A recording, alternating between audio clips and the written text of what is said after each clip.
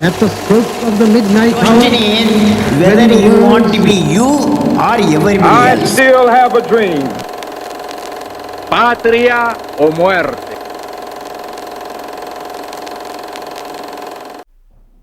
ഇന്ത്യയിലെ സംവരണ നിയമവുമായി ബന്ധപ്പെട്ട് ഇന്ത്യൻ നീതിന്യായ ചരിത്രത്തിൽ ഒരു നാഴികക്കല്ലായേക്കാവുന്ന ഒരു വിധിയാണ് സുപ്രീം കോടതി കഴിഞ്ഞ ദിവസം പ്രഖ്യാപിച്ചിരിക്കുന്നത്.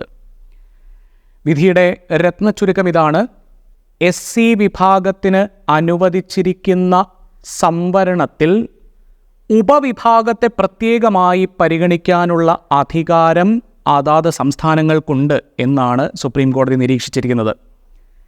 ഇന്നത്തെ ഈ ഒരു എക്സ്പ്ലെയിനർ വീഡിയോയിൽ നമ്മൾ ചർച്ച ചെയ്യുന്നത് സുപ്രീം കോടതിയുടെ ഈ വിധിയുമായി ബന്ധപ്പെട്ടിട്ടുള്ള ചരിത്രപരമായ പശ്ചാത്തലം എന്തെല്ലാമാണ്, സ്വാഭാവികമായി ഈ വിധി ഇന്ത്യയിലുണ്ടാക്കിയേക്കാവുന്ന പ്രതിസന്ധികളോ പ്രതികൂല സാഹചര്യങ്ങളോ എന്തെല്ലാമാണ്, ഈ വിധിയുടെ ഭരണഘടനാപരമായ വ്യവസ്ഥകൾ എന്തെല്ലാമാണ് തുടങ്ങിയ കാര്യമായിരിക്കും പ്രധാനമായും നമ്മൾ ഈ വീഡിയോയിൽ ചർച്ച ചെയ്യുന്നത്. അപ്പോൾ എല്ലാവർക്കും ക്ലിയർ IASൻ്റെ മറ്റൊരു എക്സ്പ്ലെയിനർ വീഡിയോയിലേക്ക് സ്വാഗതം.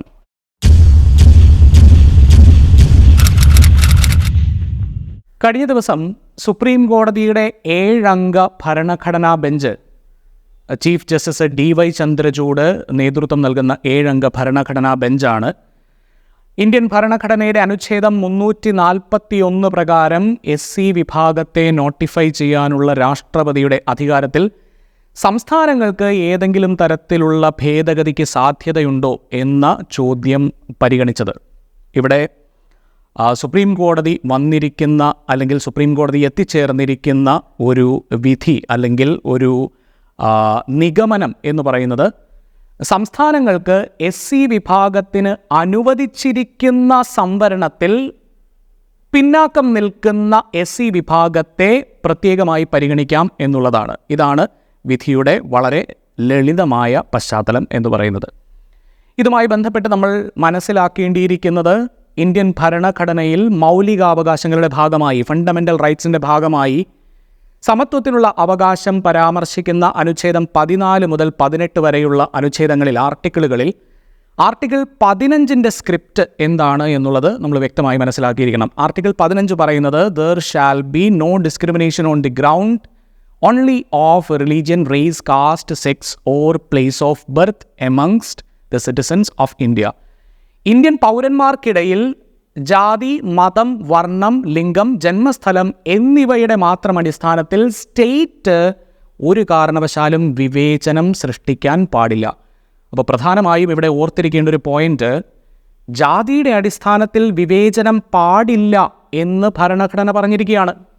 അതേസമയം തന്നെ അനുച്ഛേദം 16 ഇതുമായി താരതമ്യം ചെയ്യാൻ സാധിക്കുന്ന ഒരു അനുച്ഛേദമാണ്. അനുച്ഛേദം 16 പരാമർശിക്കുന്നത് വീണ്ടും ഈ ജാതിയുടെ അടിസ്ഥാനത്തിൽ സർക്കാർ തൊഴിലുകളിൽ വിവേചനപരമായ നടപടികൾ ഗവൺമെൻറ്റിൻ്റെ ഭാഗത്ത് നിന്ന് അല്ലെങ്കിൽ സ്റ്റേറ്റിൻ്റെ ഭാഗത്ത് നിന്ന് ഉണ്ടാകാൻ പാടില്ല എന്നുള്ളതാണ്.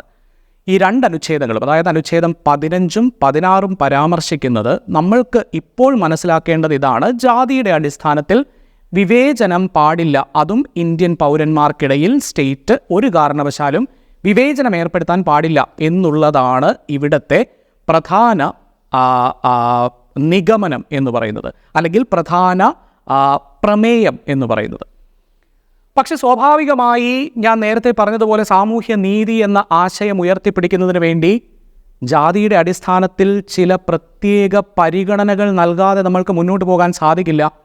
അങ്ങനെയാണ് യഥാർത്ഥത്തിൽ ചെമ്പകം ദൊരൈരാജൻ കേസിൽ സുപ്രീം കോടതിയുടെ വിധിയെ മറികടക്കുന്നതിന് വേണ്ടി പാർലമെൻറ്റ് അനുച്ഛേദം 15 കീഴിൽ ഒരു സബ് ക്ലോസിൽ SC/ST വിഭാഗത്തിനെ പ്രത്യേകം പരിഗണിക്കുന്നത് ഒരിക്കലും അനുച്ഛേദം 15ൻ്റെ ലംഘനമാകില്ല എന്ന് പരാമർശിക്കുന്നത്. പിന്നീട് SC/ST വിഭാഗത്തിന് പുറമേ OBC വിഭാഗത്തിനും അതുപോലെ തന്നെ EWS കാറ്റഗറിക്കും ഈ സംവരണം എക്സ്റ്റെൻഡ് ചെയ്യുന്നുമുണ്ട്.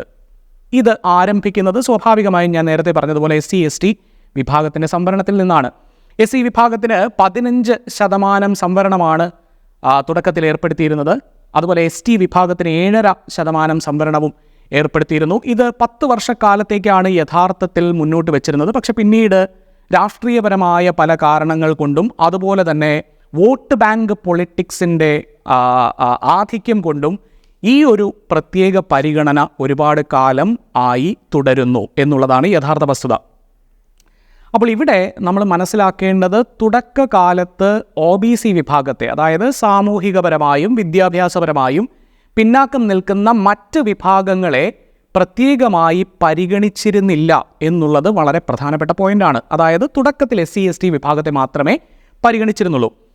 എന്നാൽ 1979 Morarji Desai government second backward classes commission, അതായത് BP മണ്ഡൽ ചെയർമാനായ മണ്ഡൽ കമ്മീഷനെ നിയമിച്ചുകൊണ്ട് അനുച്ഛേദം 340 പ്രകാരം ഈ നിയമനം നടത്തിക്കൊണ്ട് സാമൂഹികപരമായും വിദ്യാഭ്യാസപരമായും പിന്നാക്കം നിൽക്കുന്ന മറ്റ് വിഭാഗം, അതായത് OBC വിഭാഗത്തിൻ്റെ നിലവിലെ സാഹചര്യങ്ങൾ പഠിക്കുകയും അവർക്കെങ്ങനെ ഒരു മുന്നേറ്റം നടത്താം, അല്ലെങ്കിൽ അവരെ എങ്ങനെ കുറച്ചുകൂടി പ്രാതിനിധ്യം ഈ പറയുന്ന സർക്കാർ സ്ഥാപനങ്ങളിൽ കൊണ്ടുവരാമെന്നുള്ളതിനെ പറ്റി റിപ്പോർട്ട് സമർപ്പിക്കാൻ ആവശ്യപ്പെടുന്നു. അങ്ങനെ 1980 ഈ മണ്ഡൽ കമ്മീഷൻ റിപ്പോർട്ട് സമർപ്പിക്കുകയാണ്. അപ്പോൾ മണ്ഡൽ കമ്മീഷൻ്റെ റിപ്പോർട്ടിൽ പരാമർശിച്ചിരുന്ന ഏറ്റവും പ്രധാനപ്പെട്ട ഒരു കാര്യമെന്ന് പറയുന്നത് OBC വിഭാഗത്തിന് 27% സംവരണം സർക്കാർ ജോലികളിൽ ഏർപ്പെടുത്തുക എന്നുള്ളതാണ്. 27% സംവരണം OBC വിഭാഗക്കാർക്ക് സർക്കാർ ജോലികളിൽ ഏർപ്പെടുത്തുക എന്നുള്ളതാണ്. 1980 റിപ്പോർട്ട് സമർപ്പിക്കുന്നതെങ്കിൽ പോലും ഇവ ഇംപ്ലിമെൻ്റ് ചെയ്യപ്പെടുന്നത് 1990 VP സിംഗ് ഗവൺമെൻറ്റാണ്. 1991 നരസിംഹറാവു ഗവൺമെൻറ്, PV നരസിംഹറാവുവിൻ്റെ ഗവൺമെൻറ് പുതുതായി 2 വ്യവസ്ഥകൾ കൂടി അവതരിപ്പിച്ചു. ഒന്നാമത്തേത് ക്രീമി ലെയർ എന്ന ഒരു കൺസെപ്റ്റാണ്. അതായത് 27% സീറ്റുകൾ OBC വിഭാഗത്തിന് സംവരണം ചെയ്തിട്ടുണ്ടെങ്കിൽ പോലും ഒരു പർട്ടിക്കുലർ ഫിനാൻഷ്യൽ കാറ്റഗറിക്ക് താഴെ ഇൻകമുള്ള, അല്ലെങ്കിൽ ഒരു പർട്ടിക്കുലർ ഇക്കണോമിക് ക്രൈറ്റീരിയയ്ക്ക് കീഴിലുള്ളവർക്ക് മാത്രം സംവരണത്തിനുള്ള അവകാശം എന്ന ആശയം PV നരസിംഹറാവു ഗവൺമെൻറ് മുന്നോട്ട് വയ്ക്കുന്നു. ഇതുകൂടാതെ തന്നെ PV Narasimha Rao government 10% seat economically weaker section അഥവാ EWS കാറ്റഗറിക്ക് നൽകാം എന്നുള്ള ആശയവും മുന്നോട്ട് വയ്ക്കുന്നു. അല്ലെങ്കിൽ ഇങ്ങനെ ഒരു പ്രമേയം അവതരിപ്പിക്കുന്നു.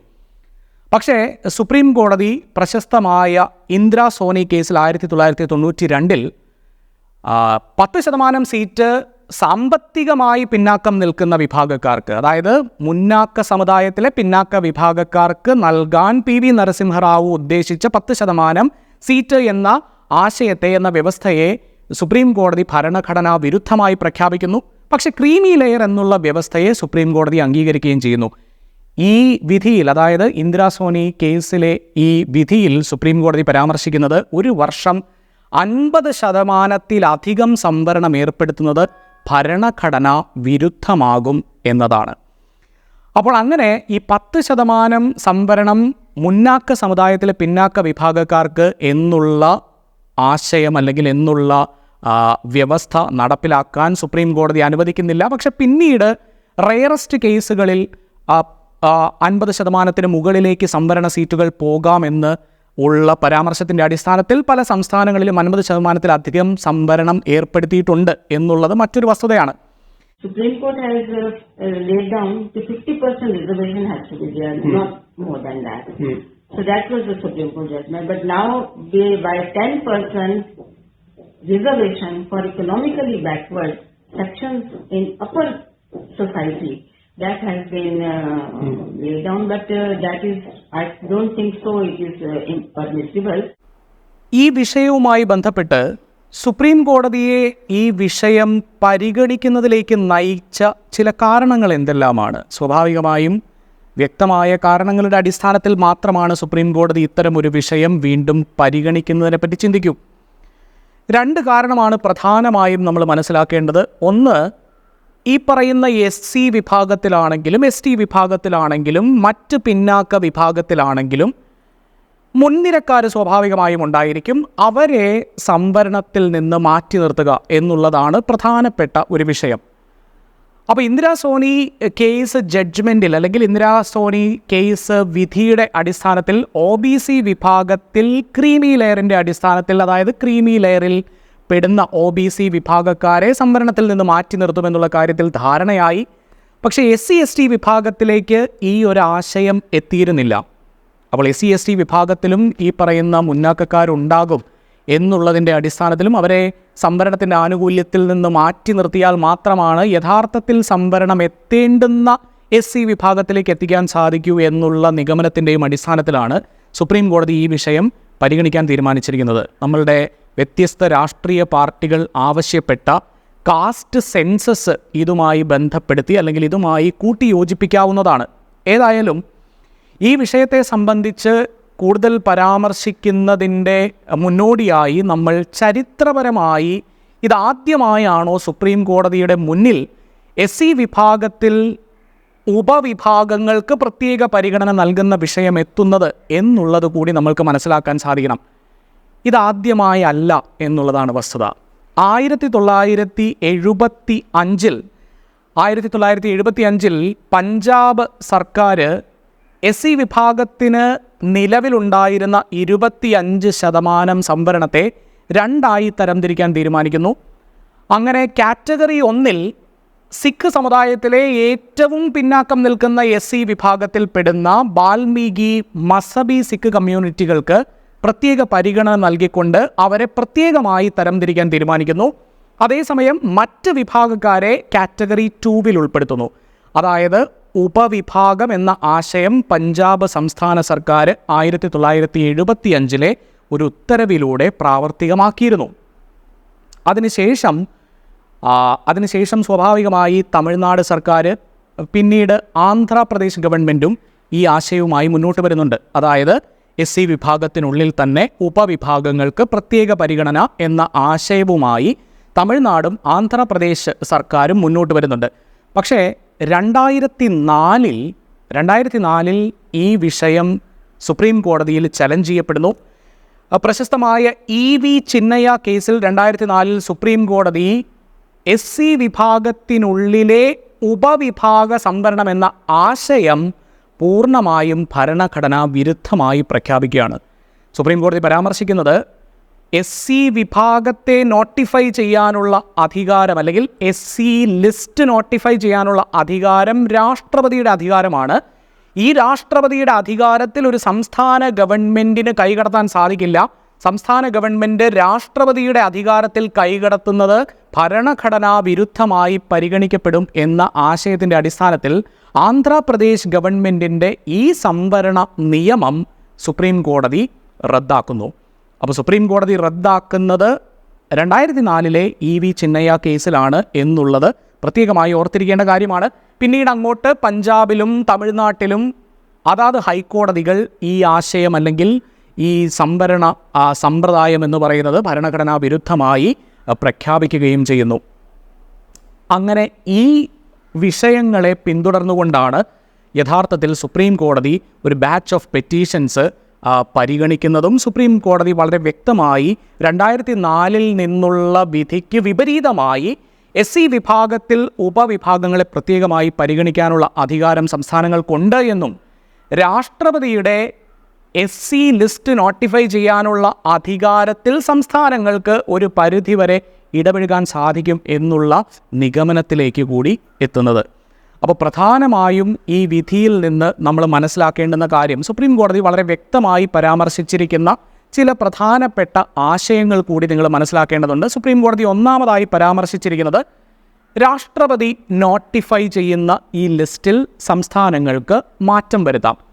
പക്ഷേ കൃത്യമായ ഒരു ഉദ്ദേശശുദ്ധിയുടെ അടിസ്ഥാനത്തിൽ മാത്രമേ സംസ്ഥാനങ്ങൾക്ക് മാറ്റം വരുത്താൻ സാധിക്കൂ. അതായത് വോട്ട് ബാങ്ക് രാഷ്ട്രീയത്തിന് വേണ്ടി സംസ്ഥാനങ്ങൾ മാറ്റങ്ങൾ കൊണ്ടുവരാൻ പാടില്ല. വോട്ട് ബാങ്ക് രാഷ്ട്രീയത്തിന് വേണ്ടി സംസ്ഥാനങ്ങൾ മാറ്റങ്ങൾ കൊണ്ടുവരുന്നത് പരിഗണിക്കുന്നുവെങ്കിൽ ആ ഉത്തരവുകളെ റദ്ദ് ചെയ്യാനുള്ള അധികാരം സുപ്രീം കോടതിക്കുണ്ട് അനുച്ഛേദം 13 പ്രകാരം. കാരണം അനുച്ഛേദം 13 പ്രകാരം സുപ്രീം കോടതിക്ക് ജുഡീഷ്യൽ റിവ്യൂവിനുള്ള അധികാരമുണ്ട്.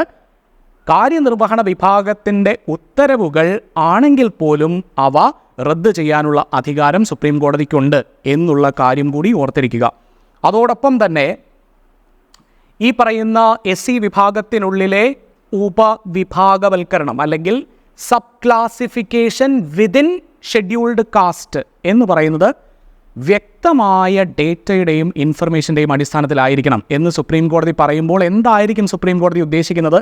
ഒരു കാസ്റ്റ് സെൻസസിനുള്ള സാഹചര്യം നിലനിൽക്കുന്നു എന്നുള്ള ആശയത്തിലേക്ക് വഴി തുറക്കുകയാണ്. അപ്പോൾ സ്വാഭാവികമായും ഇത്തരം വിഷയങ്ങൾക്ക് അവസാനമില്ല. ഈ ഒരു വിഷയത്തിൽ സുപ്രീം കോടതി സബ് ക്ലാസിഫിക്കേഷൻ അംഗീകരിച്ചുകൊണ്ട് വിധി പറഞ്ഞുവെങ്കിൽ പോലും 2004 സബ് ക്ലാസിഫിക്കേഷൻ സാധിക്കില്ല എന്ന് വിധി പറഞ്ഞ സുപ്രീം കോടതിയാണ് 2024 ഇപ്പോൾ SC വിഭാഗത്തിനുള്ളിൽ ഉപവിഭാഗവൽക്കരണം സാധ്യമാണ്, ഭരണഘടനാ വിരുദ്ധമല്ല എന്ന് പ്രഖ്യാപിച്ചിരിക്കുന്നത്. അപ്പോൾ ഇത്തരം വിഷയങ്ങൾക്ക് സ്വാഭാവികമായും ഒരു അവസാനം ഉണ്ട് എന്ന് ഉള്ള നിഗമനത്തിലേക്ക് നമ്മൾക്ക് എത്താൻ സാധിക്കില്ല. അപ്പോൾ വരുന്ന സംഭവ വികാസങ്ങൾ എന്തെല്ലാമാണെങ്കിൽ പോലും അത് നിങ്ങളിലേക്ക് കൃത്യസമയത്ത് എത്തിക്കാൻ സാധിക്കും എന്ന വിശ്വാസത്തിൻ്റെ അടിസ്ഥാനത്തിൽ ക്ലിയർ IASൻ്റെ ഈ എക്സ്പ്ലെയിനർ വീഡിയോ സെഷൻ ഇവിടെ അവസാനിപ്പിക്കുന്നു. കൂടുതൽ ഇൻട്രസ്റ്റിംഗ് ആയിട്ടുള്ള ടോപ്പിക്സുമായി നിങ്ങളുടെ മുന്നിൽ എത്തുന്നത് വരെ ഇറ്റ്സ് ഗുഡ് ബൈ.